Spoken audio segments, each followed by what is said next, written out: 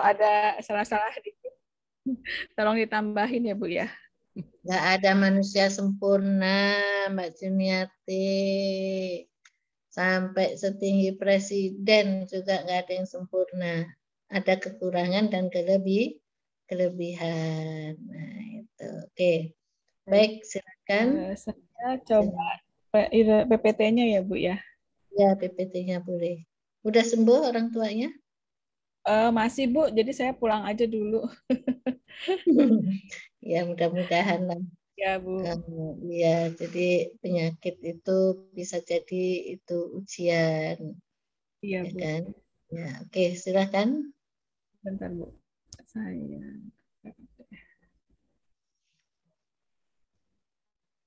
Ya. Sudah terlihat belum ya Bu? Belum, Belum ya. belum. Oke, sudah terlihat sekarang. Ya, baik. Saya coba ya Bu ya. Boleh, ya, Selamat silakan. siang Ibu Nunung dan semua yang teman-teman di sini. Saya judul di makalah saya mungkin ada perubahan ya Ibu ya. Di sini Ya. makalah saya perlindungan konsumen dalam penggunaan label produk halal menurut ekonomi Islam. Di sini saya ditinjau dalam ekonomi Islam. Mungkin nanti bisa ditambahin ya Bu ya, nanti ya Bu ya. Ini Baik. bisa, ini menarik juga untuk nulis tesis ini. Iya Bu, iya makanya ini saya coba menggali sedikit menggali karena ini suatu hal yang baru buat saya Bu. Ya, bagus. Ya, ya, oke. Ya, latar belakang dari latar belakangnya adalah sebentar Bu, saya ini aja dulu. Nggak mau ya. Yang ada gambar mangkoknya itu Udah, bisa ya, ya, oke. baik, ya, Ya. Oke, ya. silakan. Latar belakangnya adalah pencantuman pada label produk halal oleh pelaku usaha merupakan wajib hukumnya. Kemudian yang kedua, sertifikasi halal dan labelisasi halal sangat penting untuk menunjukkan kehalalan suatu produk. Itu latar belakang yang saya angkat. Kemudian rumusan masalahnya adalah bagaimana pemberian atau penyampaian informasi label pangan untuk keamanan konsumen. Yang kedua, bagaimana pelabelan produk halal dalam pandangan ekonomi Islam. Kemudian pembahasannya adalah urgensi informasi label pangan untuk keamanan konsumen. Diambil dari ada ketentuan-ketentuan hukum mengenai pelabelan dalam berbagai peraturan perundangan, diantaranya Undang-Undang Nomor 8, kemudian Undang-Undang Nomor 7, kemudian PP Nomor 69 tahun 99, kemudian Permendak, kemudian Undang-Undang Nomor 36 tentang kesehatan, kemudian Keputusan Menteri Kesehatan, kemudian Peraturan Menteri Kesehatan RI nomor 180. Di sini saya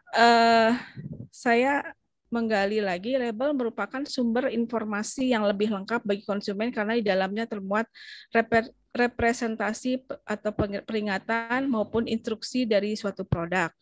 Kemudian informasi tentang pangan atau barang dan jasa sangat diperlukan oleh konsumen, di mana pangan adalah kebutuhan yang paling mendasar dalam kehidupan manusia.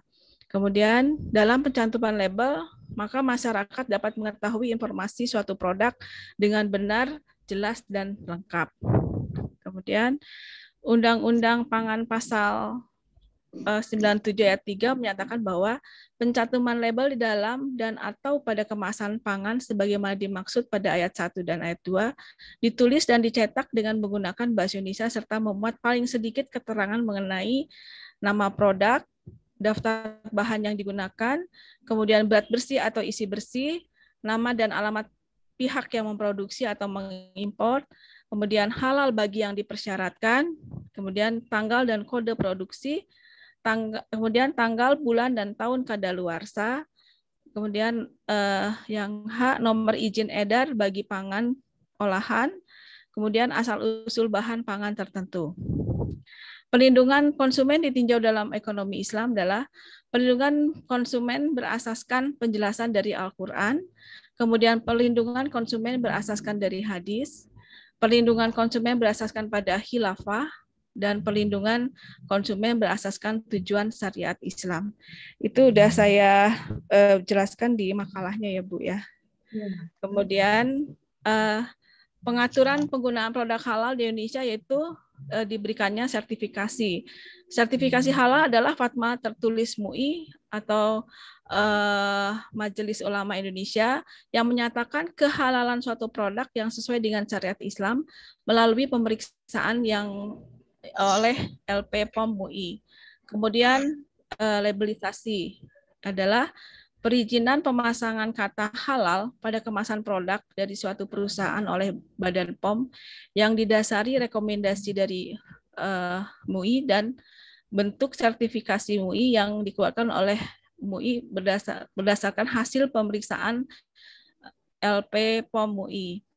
Kemudian di sini saya dapat satu pemahaman bahwa awalnya sertifikat halal berlaku selama 2 tahun, namun melalui ketetapan Majelis Ulama Indonesia berdasarkan nomor 49 DHN MUI ke-5 2021 terjadi perubahan masa berlaku sertifikat halal menjadi 4 tahun.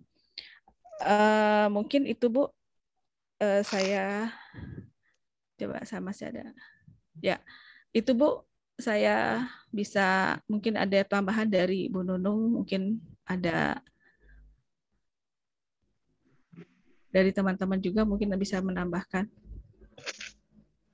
Ya, baiklah, ini cukup menarik ya. Dari judul saja, ya ini masih tren. Sebulan yang lalu saya juga melakukan semacam sosialisasi hukum ke UKM yang kecil tapi terkait dengan anjuran tentang produk halal. Produk halalnya ya Mbak Juniati. Betul. Kalau Mbak Juniati ini akan melihat tentang perlindungan hukumnya. Ya. Betul. Oke. Nah, jadi ternyata di fakta sosialnya di masyarakat itu berkaitan dengan pelabelan produk halal itu ternyata sangat berpengaruh. Omsetnya sangat penting. Pelanggannya jadi banyak dan lain sebagainya, sehingga omsetnya menjadi banyak karena ya kalau dalam masyarakat Islam Muslim gitu tentang pelabelan produk halal ini memang sangat diperlukan. Ya, sangat diperlukan. Ternyata juga bisa menambah omset gitu loh. Betul Bu. Ya. Memang bagus.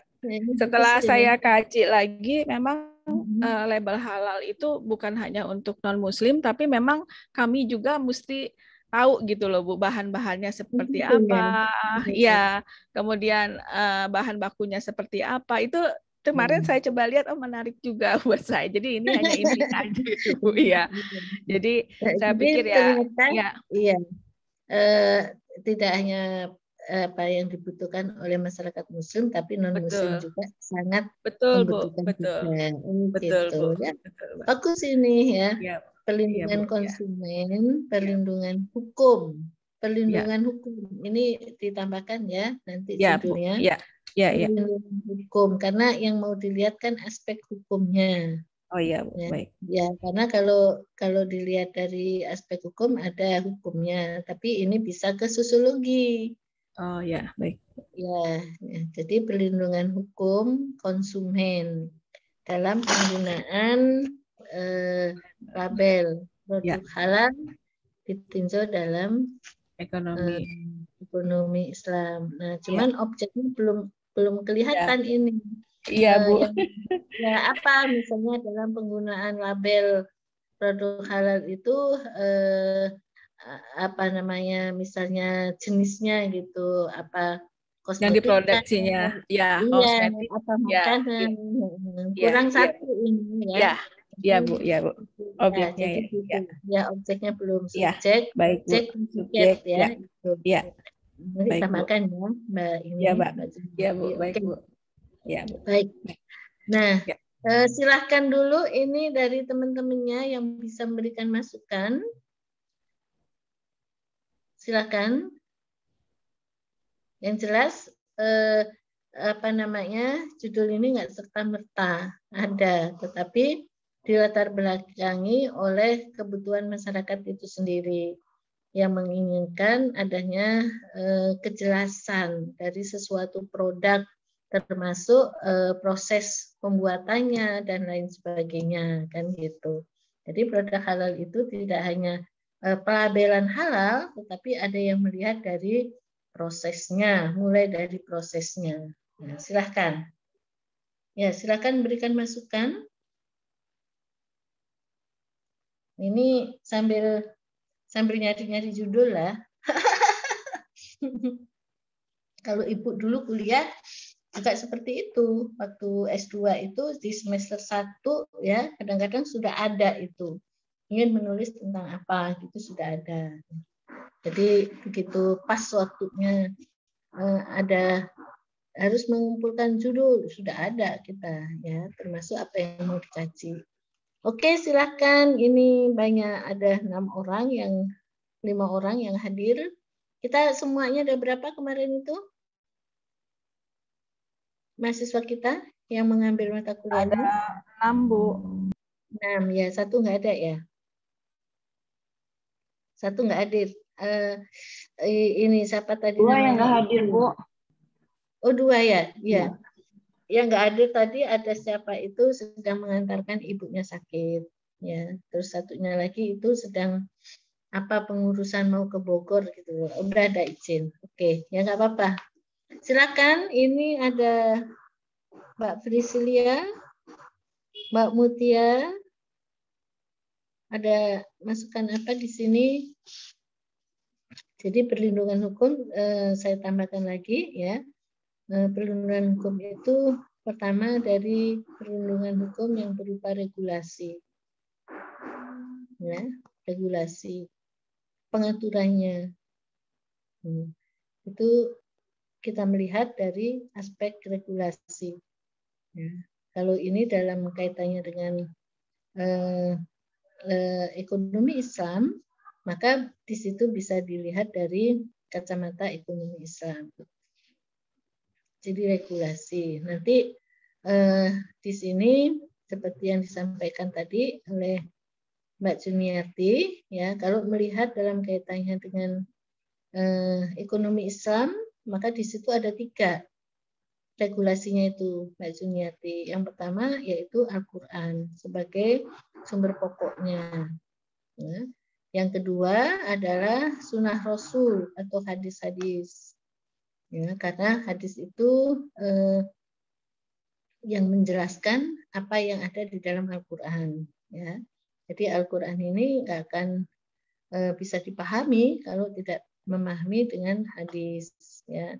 Orang disuruh sholat, gimana cara sholat? Di Al-Quran nggak ada, yang ada di dalam hadis. Lihat gimana cara Nabi sholat. Nah itu yang namanya hadis ya. Ini mungkin Mbak Juniati bagus ini ya, penambahan baru ya, ilmu pengetahuan baru yang selama ini tidak tahu kan gitu. Terus yang kedua nanti bisa langsung ke DSN Fatwa MUI.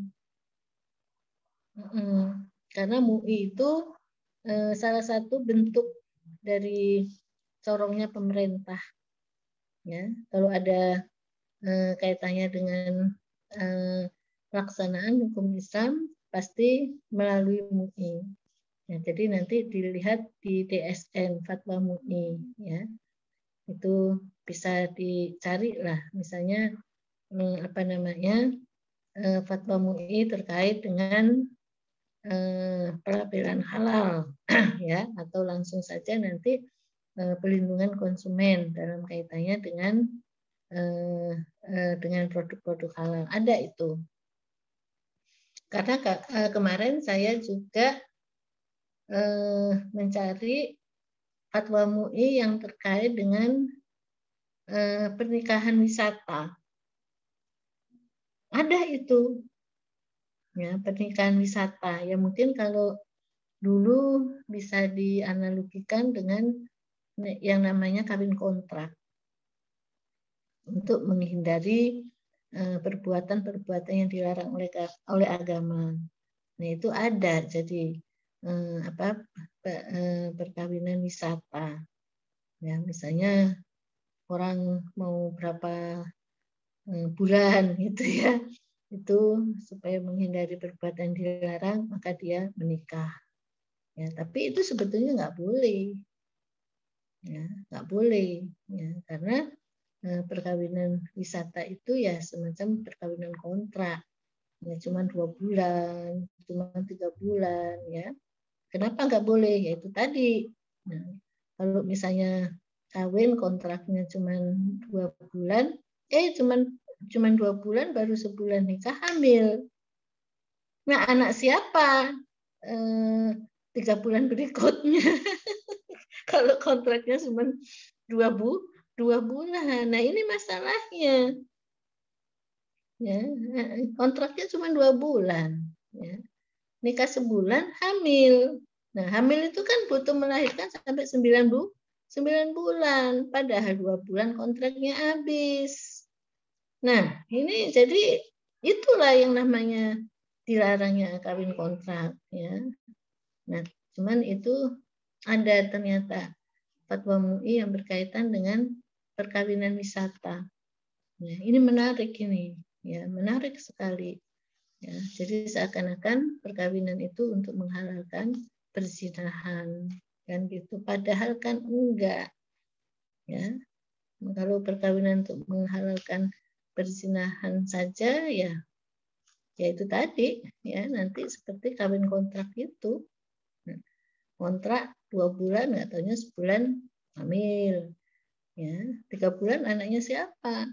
Nggak taunya tempat lain lagi ngontrak 2 bulan lagi. Punya anak lagi baru sebulan. Nah, 3 bulan siapa? Jadi banyak anak-anak akibat kawin kontrak. Ini ya. Ya kayak anak kos jadinya. Nah, kan gitu. Pindah-pindah kontrak. Tanya yang ngekos itu. Pindah-pindahan kos-kosan, pindah-pindahan kontrak itu kan pasti cari yang bagus. Pindah aja lah, pindahlah. Ada kos-kosan, ada kontrakan baru. Kita ngecek yang baru dulu. Nah, ini masalahnya jadi kayak begitu. Ini trennya sekarang ini. Perkawinan wisata itu. Ya, saya soalnya ada kurang lebih 10 tahun lah ya saya di Jogja itu ya ngontrak ya. Itu tadi anak kos itu kalau mau ngontrak ada kosan baru ya masih baru belum ada yang pakai. Nah, kita pasti pindah, kita cari yang bagus-bagus. Nah, ya oke, balik. Nah, sama dengan kaitannya dengan perlindungan hukum konsumen ini. Ya, nah konsumennya itu harus jelas nanti Mbak Fitri. Nah, konsumennya itu siapa yang dimaksud konsumen di sini? Ya kan, harus jelas konsumennya. Misalnya apa ya? Yang spesifik ya boleh ya. Atau kalau masyarakat masih nggak jelas. Ya, jadi konsumennya yang mau dibidik apa di sini? Ya, kalau kemarin saya itu kaitannya dengan produk ini apa keripik, produk keripik di Jalan PU itu, pedagang keripik. Nah itu konsumennya. Ya. Jadi pedagang apa misalnya gitu ya. Nanti difokuskan lagi. Oke. Ya, kalau ada yang menambahkan silakan lagi. Apa yang perlu ditambahkan? Ya. Nah, jadi perlindungan yang terkait dengan regulasi ya nanti kalau dalam ekonomi Islam tadi itu Al-Qur'an, hadis dan fatwa. Ya, fatwa MUI atau ada pendapat para ahli boleh.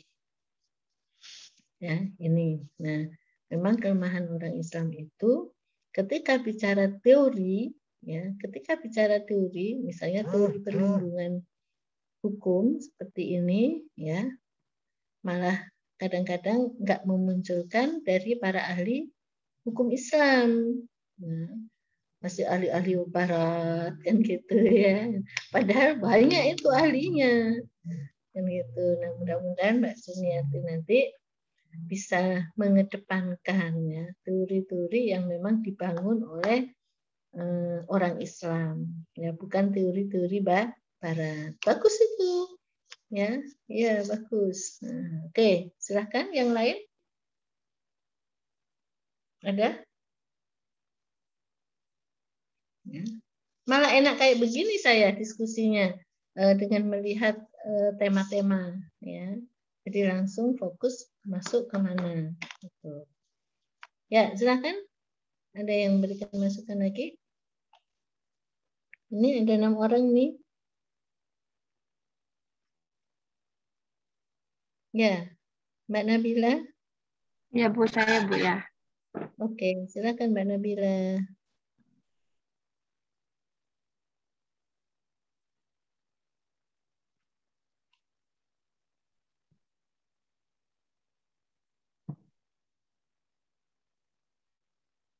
Suaranya nggak ada ya? Ada nggak Bu suaranya Bu?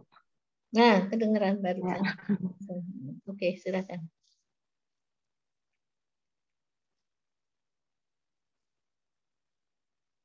Mbak Nabila? Iya, ya sebentar Bu mau buka PPT-nya. Oh, oke, ya.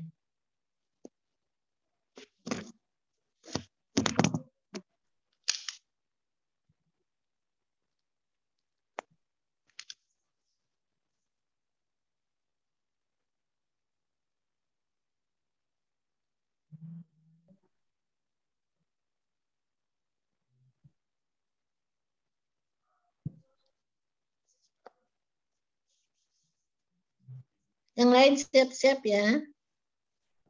Kalau mau untuk siap menjadi judul tesis bisa nanti kita kasih masuk. Keluar ya Bu. Keluar. Oke. Ya. Ya, Assalamualaikum warahmatullahi wabarakatuh. Selamat siang.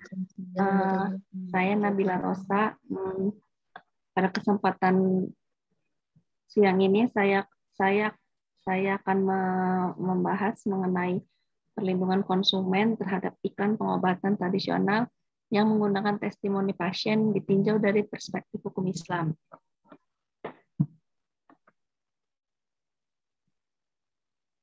Latar belakangnya adalah di Indonesia pengobatan tradisional cukup digemari dan sering menjadi pilihan utama masyarakat. Gambar mangkok, Mbak Nabila. Ya. Gambar mangkok biar gede. Oh iya. Ya, Bu ya. Nah, ya udah. Pengaturan tentang pengobatan tradisional tidak luput dari peraturan perundang-undangan. Pada saat ini, pengobatan ini sudah mulai menggunakan iklan sebagai media promosi, sebagaimana dikatakan dalam Undang-Undang Nomor 8 Tahun 1999 tentang Perlindungan Konsumen. Tujuan perlindungan konsumen yaitu menciptakan sistem perlindungan konsumen yang mengandung unsur kepastian hukum dan keterbukaan informasi, serta akses untuk mendapatkan informasi. Selain informasi merupakan hak konsumen, ketiadaan informasi atau informasi yang tidak memadai dari pelaku usaha merupakan salah satu jenis cacat produk atau cacat informasi yang akan sangat merugikan konsumen. Dalam hal ini memungkinkan pelaku usaha pengobatan tradisional untuk melakukan publikasi melalui berbagai media demi tercapainya informasi dan keuntungan dalam produksi. Salah satu iklan media informasi atau promosi barang atau jasa yaitu melalui media iklan. Rumusan masalahnya di sini, bagaimana perlindungan hukum bagi konsumen terhadap iklan testimoni pengobatan tradisional ditinjau dari perspektif hukum Islam.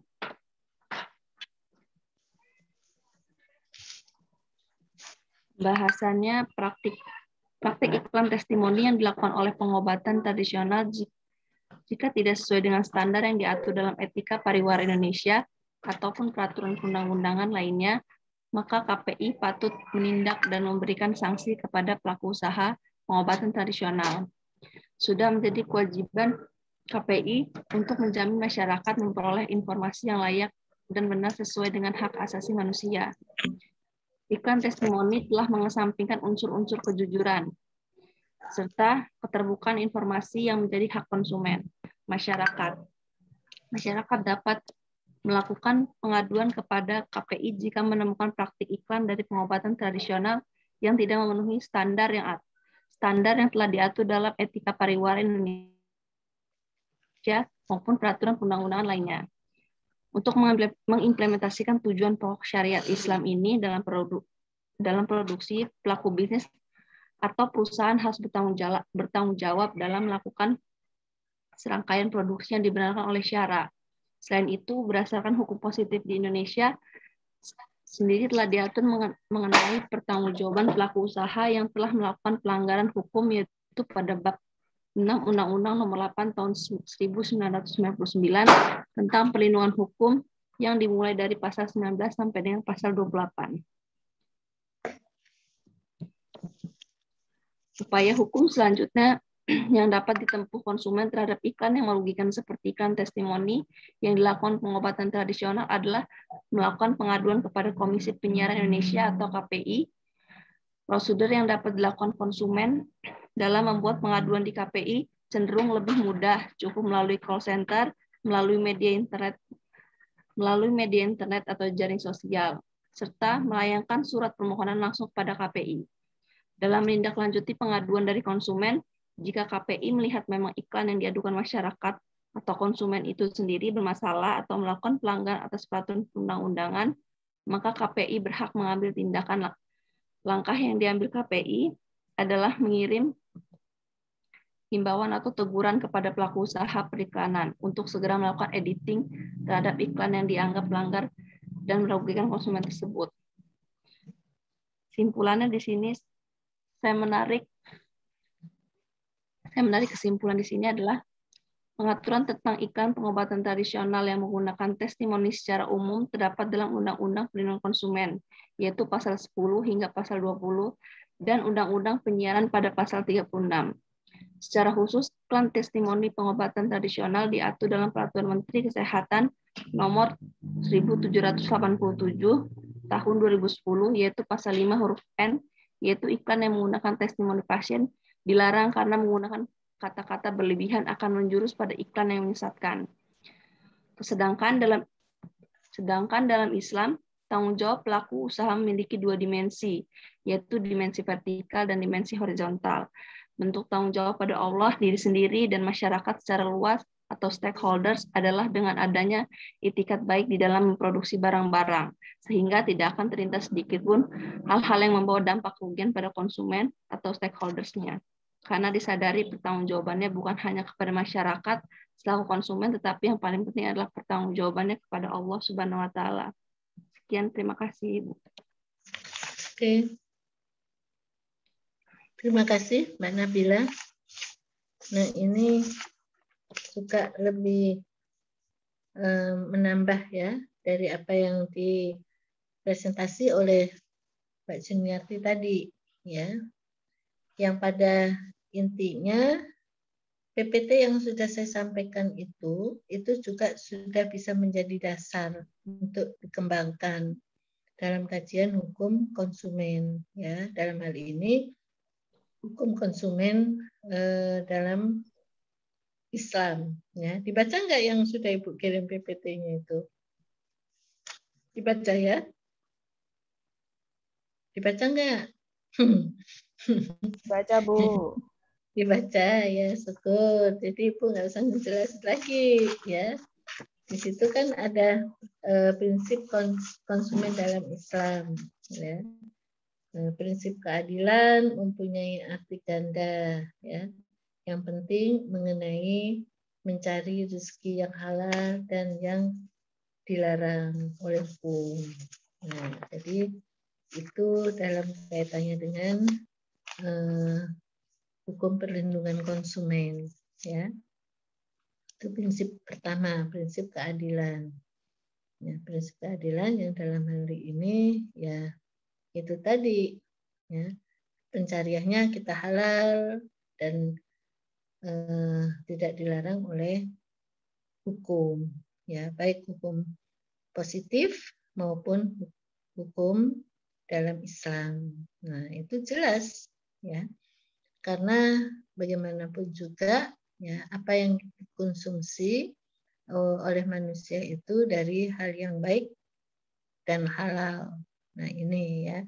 Jadi penjelasan halal itu sendiri tidak lebih dari baik ya. Ada unsur-unsur yang itu memang diwajibkan ya, halal dalam arti pencariannya, memperolehnya itu tidak dengan jalan yang dilarang oleh hukum, dan gitu, mencuri, merampok ya, atau dia menggunakan bahan-bahan kalau dalam kaitannya dengan makanan, dengan pengawet yang dilarang, itu termasuk ya, itu termasuk unsur halal di situ ya, karena itu membahayakan ya. Nah, kalau kita bicara faktanya di masyarakat, banyak sekali ya penjual-penjual itu dalam kaitannya dengan bisnis, kegiatan ekonomi itu banyak yang menyimpang, pakai borak. Nah, itu bahaya ya, sangat bahaya untuk dikonsumsi oleh manusia ya, pakai borak itu. Terus dari ya tidak hanya perolehannya saja, dari makanannya itu sendiri boleh atau tidak, kan begitu, membahayakan atau tidak. Nah, itu. Nah, kalau yang kedua, Mbak Nabila ini dalam kaitannya dengan apa tadi itu, Mbak Nabila? Apa? Coba judulnya tadi. Judulnya apa, Mbak Nabila? Bisa diulang judulnya? Judul Mbak Nabila. Apa tadi? Bisa diulang, Mbak Nabila? Judulnya? Kayaknya kepental kali Bu. Nabilanya Bu, nggak ada nih kayaknya. Kepental. Punya ibu. Nggak ada Bu. Ngilang dia ya. Perlindungan konsumennya tadi itu tentang apa sih? Apa Mbak Juniati tadi? Sempat kerekam nggak? Tradisional gitulah ya tadi itu. Enggak, tadi saya nggak kerekam di sebentar. Oh iya ya, udah Ibu udah nyambung.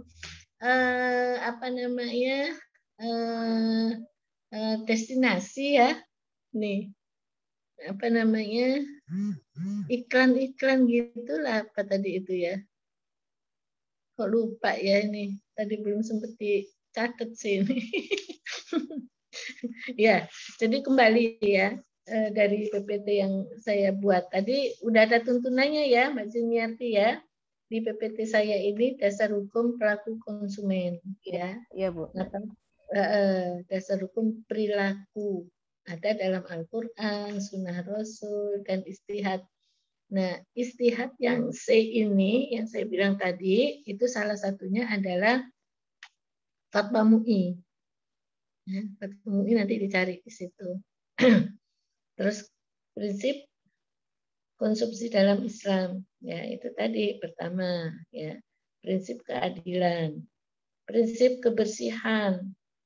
Yang kedua ini tercantum dalam kitab suci Al-Quran maupun Sunnah tentang makanan atau harus baik, ya, atau cocok untuk dimakan, tidak kotor ataupun menjijikkan sehingga bisa merusak selera. Nah ini mungkin ini kaitannya dengan produknya. Ya, nah ini memang sudah dianjurkan ya, makanan yang baik, ya, cocok untuk dimakan. Ya. Makan jengkol itu nggak dilarang, ya, tapi itu bisa membuat kerusakan nggak ketika habis makan, baunya orang sebelahnya nggak suka. Nah ini juga termasuk di situ, ya ini unsurnya ya, tidak menjijikkan tadi, merusak selera ya. Kita makan di restoran yang sudah kita rencanakan enak, sebelahnya ketemu orang yang habis makan jengkol, nah baunya hilang selera gitu. Ya, menghilangkan selera itu nggak boleh, ya gitu. Terus prinsip kesederhanaan. Prinsip ini mengatur perilaku manusia mengenai makanan dan minuman adalah sikap tidak berlebih-lebihan. Ya, kulu wasrobu, makan dan minumlah kamu sekalian, wala tusrifu, tapi jangan berlebih-lebihan. Ya, yang berarti janganlah makan secara berlebih. Ya, tidak berlebihan itu ya kita bisa mengukur. Ya, ada yang orang makan itu malah sakit, ya, karena makannya kebanyakan, ya, berlebih-lebihan, akhirnya sakit sampai muntah. Nah, makanya orang makan di pesta-pesta itu kadang-kadang ya kalap, ya pengen dimakan semuanya. Lengkap Bu, kalau di pesta lengkap. Iya itulah, ya kayak orang yang 5 hari nggak makan gitu ya. Akhirnya sakit sampai rumah, aduh sakit perut, kenapa tadi pesta. Nah, ya ini nggak boleh memang, ya ini ya. Jadi itu namanya prinsip kesederhanaan.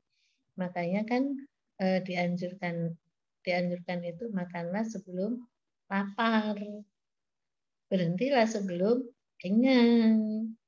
Ya, tapi kalau makannya itu udah lapar pol, nah makanya sampai mertua lewat nggak ngeliat lagi.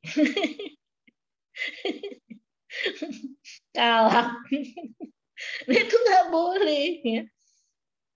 Jadi jangan dikira dalam kaitannya dengan hukum konsumen, ya kaitannya dengan perilaku atau sikap konsumen, ya dalam segala hal itu diatur secara rinci dalam Al-Quran, ya kan gitu ya. Kenapa sih kok Al-Quran ini ngatur-ngatur makanan dan lain sebagainya, ya karena tahu, ya bahayanya bagi manusia itu tahu, ya makanya yang kotor-kotor nggak boleh dimakan, makan berlebihan nggak boleh, ikuti aja lah, ya ya banyaknya penyakit itu ya dari sumbernya makanan itu,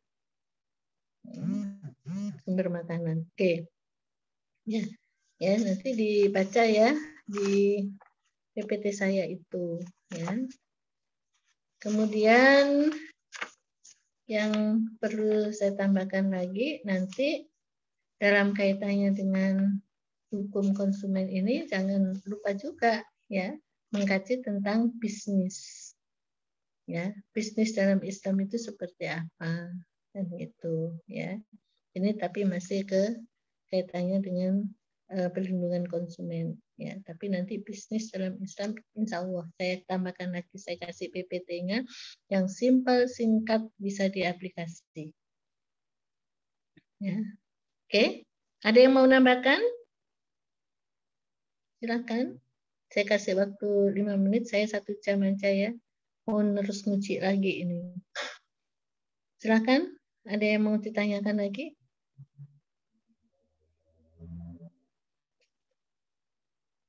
Ini posisi pada di mana nih? Mbak Priscilia di mana posisi? Di rumah. Di mana rumahnya? Di rumah, Bu. Iya, di jauh ya? Ada Lampung aja? Lagi di rumah, Bu. Di Bandar Lampung atau di luar kota Bandar Lampung? Di luar kota, Bu, di Bandar Jaya. Oh, Bandar Jaya ya. Luar biasa sekarang ini teknologi ya. Dimanapun kita jarak tidak menjadi masalah. Bisa ketemu dengan teknologi. Ya. Inilah yang sebetulnya jauh di mata dekat di hati. Ini. Ya, jauh di mata dekat di hati itu sebetulnya ya daring ini. Ya. Ya.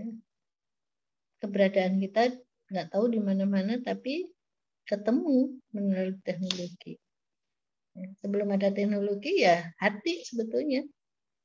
Ya. Kalian berpisah dengan orang tuanya jauh, tapi hatinya di situ menyatu. Nah, sekarang teknologi ini sebetulnya mewakili hati kita. Fisiknya jauh, tapi hati kita satu dengan daring ini. Jauh di mata, dekat di hati. Ya, teknologinya ini. Belum ada teknologi ya di hati. Ya, semua tersimpan di hati. Ya, kebayang semuanya di hati. Itu. Nah, sekarang kan canggih. Ya. Kangen dengan orang tuanya ya melalui daring. Ya, video call. Dulu mana ada. Ya. Sampai nangis-nangis kalau kangen itu. Sekarang nggak perlu nangis, ketemu kok. Ya kan? Gitu. Ya. Oke, berarti minggu depan bisa 2 lagi ya. Untuk makalahnya udah dikirim ke siapa? Masih disimpan masing-masing ya? Kak Sofia, Bu. Ke Sudah siapa? dikumpulkan makalahnya. Kak Sofia. Oh iya, sama ketua Sudah di kelas. email ya, ke Ibu udah di email kan? Ya. Iya. Ibu itu grupnya banyak banget sampai nggak ingat lagi. Kan gitu. Ya, pusing saya ini. Oke. Ada yang ini. Kalian bisa menulis kok sekarang tren itu tentang pinjol. Ya. Lagi trendy, Bu. Coba itu dilihat dengan potret kacamata Islam. Ya. Pinjol itu. Pinjaman online itu bagaimana itu? Ya, jadi momen-momen isu hukum gitu itu langsung ditangkap. Ya. Udah ada judul semua kalian ini? Tesis? Belum? Sudah, Bu. Udah? Udah ACC? Udah, alhamdulillah. Semua udah ya? Ada yang belum? Nah, kalau yang belum ya itu tadi, pinjol itu ditulis lah. Nah, coba makalah kalian kalau sudah dikumpul, kalau memang itu memenuhi kriteria keilmiahannya, Ibu ingin buat dalam satu buku. Penulisnya kita rame-rame. Ya. Jadi tolong makalah itu dibaca-baca ulang ya. Kalau nanti sudah agak ya lumayan lah ya, saya nanti bisa bantu untuk editor. Jadi kita punya buku ya, Hukum Konsumen Islam, Teori dan Praktek. Nah, keren itu, belum ada buku itu. Ya, kita nanti bicara tentang perilaku konsumen, bagaimana diatur, ya. Siap nggak? Jadi supaya nggak sia-sia kita buat makalah, tapi bisa kita bagikan ke orang, ya, pemikiran-pemikiran kita itu, ya. Tolong diperbaiki yang kira-kira merasa, oh ini perlu ditambah, oh ini perlu ditambah, ya. Nanti saya akan carikan penerbitnya. Kalau lumayan tulisan-tulisan kalian, ya, kan gitu. Nggak apa-apa, ya. Jadi apa judulnya kan beda-beda ya. Nah, coba itu. Oke, barangkali untuk hari ini sampai di sini dulu, ya. Karena Ibu juga sambil uji ini, ya, nyambi, nggak apa-apa. Tetap berjalan semua aktivitas, ya. Mudah-mudahan yang penting kita sehat selalu. Oke, nggak ada yang ditanya lagi? Cukup ya? Cukup, Bu.